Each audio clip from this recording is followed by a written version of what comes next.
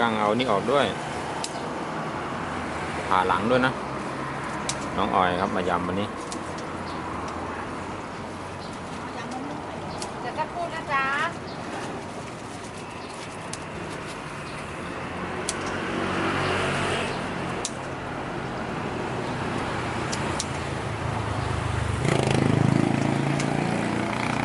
นึกไงมายำวันนี้จ๋านึกไงมายำวันนี้โอ้ยไม่จำแทนเมียอยู่แล้วพี่โจนี่ไงมาถ่ายออยตอนเนี้ยเดี๋ยวชาแนลก็ระเบิดหรอกโดนคนในยูทูบด่าเลยอุ้ยแต่ยำรสชาติเดียวกันนะเป๊ะนะฮะน้องออยนะครับตัวนี้กำลังฮิตทรงผมอะไรไม่ทราบอันนี้เขาเรียกทรงผมอะไรกันจะได้เรียกถูกทรงผมแก้มาคอทรงนกแก้วมาคอสีเขียวนี่สีแดงนะทุกอย่างจะดูซอฟถ้าเป็นสีเทาสีเทานะฮะทุกอย่างมันต้องซื้อเนาะเดี๋ยวใครดูอันนี้ลงยูทูบสิทรงนกแก้วมาคอ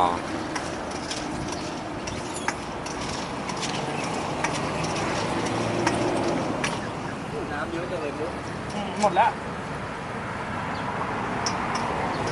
ดูนะคะมะม่วงเป็นกำมือนะคะไม่ใช่ชิ้น2 ชิ้นโอ้ครับผมที่ทุกคนเห็นนะคะใช่มาแล้วค่ะต้องมาแล้วค่ะเนี่ยร้านเราอ่ะทำดีทำสะอาดสุดก็ได้เท่านี้แหละถ้าจะดีก็ภัตตาคาร5 ดาวเลยค่ะโอเคเนาะมาชิมกันก่อนแล้วค่อยมาติมาด่านะคะสำหรับลูกเพจพี่โจนะ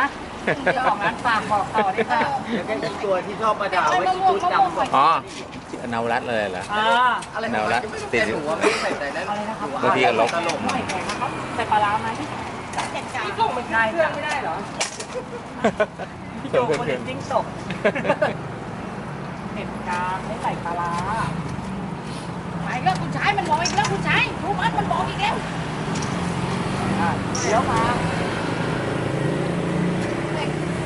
แล้วยี่แม่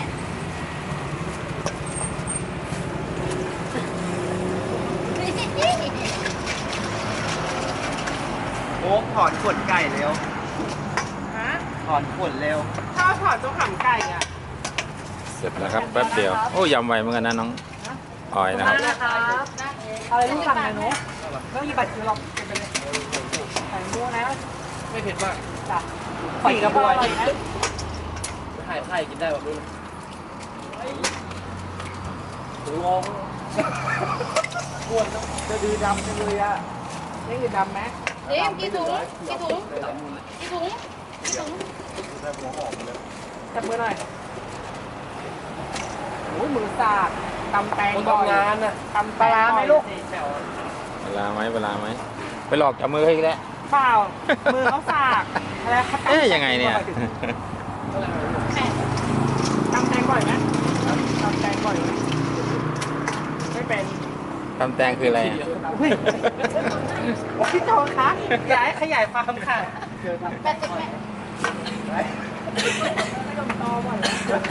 บ่อยค่ะเราเป็นลิงหรอขยมตออ่ะเป็นหนุมานกับพี่ถึงชาติได้ว่าเจเป็นหนุมานนะปูม้านะลูกยำปูม้าครับปูม้านี่120นะตัวขนาดไหนขนาดย่อมขนาดกลางไซส์ประมาณ6-7 ตัวโลครับ6-7 ตัวโลช่วงนี้พอเราตุกปูม้าแพงเนี่ยก็โลเกือบ500ผมเห็นแพงมานานแล้วนะไม่เห็นลงสักทีไม่เคยลงหรอกไม่เคยลงใช่มีอยู่ครั้งเมื่อก่อนยัง300มั่ง80 บาทต้องกลับ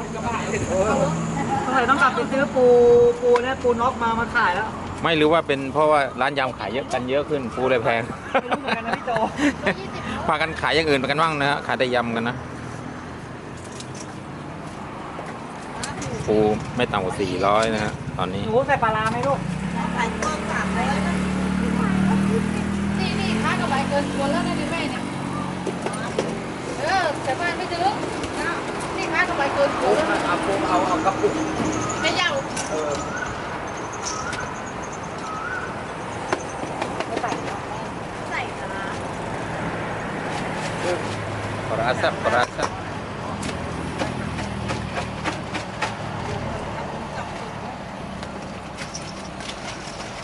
อย่าทำแรงนะเดี๋ยวจะเคี้ยวผักโอ้โหเป็นต้องกินไป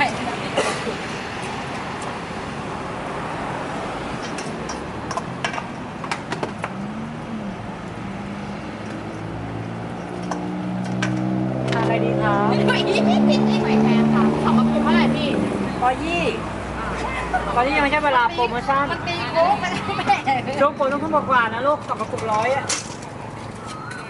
ช่วงโปรโมชั่นไม่ได้พี่หรอ อันนั้นเรียกว่าอะไรแฮปปี้ฮาวเวอร์เก็บไหมลูกได้นะ นอกใจให้นอกใจไปไปนู้นแล้วมั่วแล้ว ไม่ต้องกินจ้า เลยละ เรือละเรือละ เขาเนี่ยเอาต่อเลยใช่ไหมยุงไม่ยาว ใส่ปลา ใน ร้าไหม น้ำสีฟ้าๆหรือว่า ปลาได้ครับปลาแซ่บนัวนะฮะดูปลาสีปลาซะก่อน ป้าอยากได้เอาป้ารอก่อนที่อยู่ หยิบบัตรคิว เดี๋ยว ยั ก่อง นนี่เลยค่ะ ทำไมเธอต้องเดินตามฉัน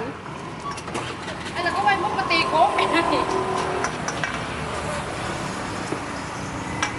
ผมชอบที่เขาฝานข้าวโพดเองนะนี่ครับคนนอกคนมากเขาก็จะฝานเองเนาะมันเป็นเอกลักษณ์ของทางร้านยำน้ำแปดเส้นลุมผัวนะครับ เอากุ้งค่ะวันนี้ไม่มีหมึกใช่ปะ วันนี้ฝนจะตกพี่เลยไม่ซื้อ จะหมัก รอ หมักกินเปล่า หมูด พรุ่งนี้มาสิเธอพรุ่งนี้เธออยากกินอะไรมีทุกอย่าง อ๋อน้องสั่งอะไร เป็น100 ำ ใส่ไปเลยไม่ต้องถามน้องมีตังค์จ่ายเยอะแยะ อุ้ยลืมพกตังค์มาเซ็นไว้ก่อนแล้วอ่ะ ได้ค่ะ ขอต ตาม บ เป็น ที รา นึง คาระเบิดที่เขาพี่เลิฟเลย เป็นได้แต่ขอตบทีนึง ใจร้าย ใส่ปลาร้าไหมนายยังไม่ต้องถามหรอก ใส่แต่ว่าวันนี้ไม่เอาเผ็ดมากนะเผ็ดกลางเพราะว่าไปกินเผ็ดที่ไหนมาลดหน่อย ลดหน่อย กลางแล้ว อ๋อ นิดนึ จะ ง ไป ไม่ แกล้งน้อง ไม่ค่อยสบายที่ไหนก็ได้พี่ออยมันจะอีกหน่อยตรงนั้นแหละ ยังไงตรงนี้แหละ ของหนูนี่แยกนะคะเพราะเดี๋ยวใส่หวยแทนแต่อันเนี้ยพี่ออยใส่ไปได้เลย อ๋อน้องจะเอา2 ถุง อ๋อโอเคลูก อ้าวพี่ก็คิดว่าหนูซื้อ10 ถุงจ้ะ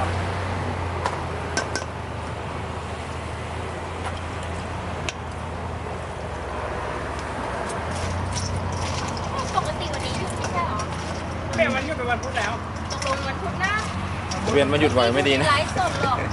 เป็นปุ๊บบึ้งมาเลยอะ วันพุธอะมันอันนี้ มันหาของยากพี่โบ วันพุธทะเลปิด ครับ ก็ ก็ หาดปิด ก็สรุปว่าเราก็ปิดอยู่วันอาทิตย์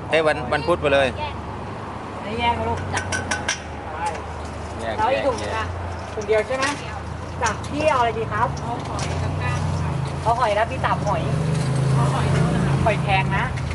แพง ไม่เผ็ดไม่ล้า ไม่ได้เนาะเดี๋ยวพรุ่งนี้จะมี4หอย ไม่เผ็ดไม่ล้าลอยแก้ว ไม่เผ็ดไม่ล้า พูดเลยนะอ้าวอุ้ยไม่ได้ละเด็กเบา โอ้เดี๋ยวนี้กั้งเฮ้ยเขาทำแบบนี้มานานยัง ช่วงหวา ไม่ได้สับเป็นสับกลางจุดๆนี่ผ่าล้างให้ด้วย ทำนี้แหละพี่โบมันจะกินง่ายลูก มันใช่กินง่ายแล้วก็เข้าเนื้อ เข้ายำเข้าน้ำยำนะ ได้ แต่ นี่ ถ้าบางทีถ้าเกิดว่าก้างตัวเล็กเกินไปอ่ะก็อาจ ก็หนี จะ บทั้ง ผ่า ตัว ไม่ได้นะพี่ อ๋อ เพราะว่าถ้าผ่าปุ๊บมันจะเละ อ๋อครับ แต่ถ้าเกิดว่าก้างเนื้อมันเต็มแล้วมันจะผ่าได้ปะ ได้ เป็น ใช่ ก้างสดๆเนี่ย ตั้งสด หนูเคยเอาตั้งไปลวกเมื่อวานนี้ เนื้อหายหมดเลย ใช่เนื้อหาย นี่เลย อย่างพี่ต้องไม่มีตังค์ นึ่งได้ไหมอะถ้านึ่งอ่ะ นึ่งน่าจะได้ น่าจะได้ แต่ยังไม่ได้ลอง ไม่เผ็ดนะ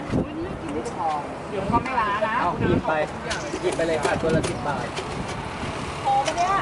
พอคือ3 คนมึง2 คนไม่พอได้ไงล่ะ ดูยิบให้น้อยกว่านี้จะได้ฝากเลย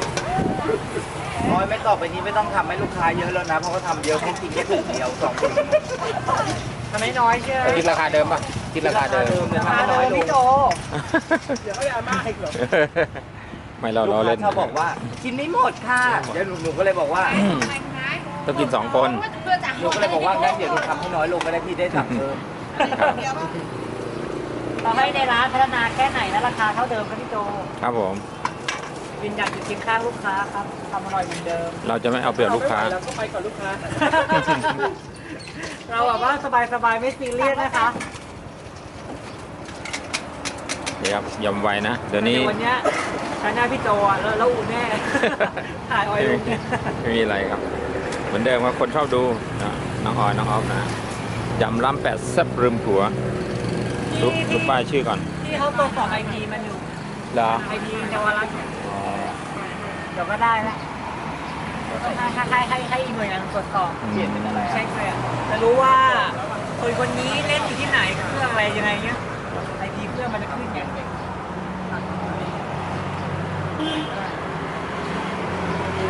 เป็นไรลูกสั่งได้เลยค่ะ ออยมึงก็ไปเรียกเขาถ้าเกิดเขาแบบเดินผ่านเฉยๆอะ ห้ามผ่านนะ กูว่าแล้ว แตกยับเลย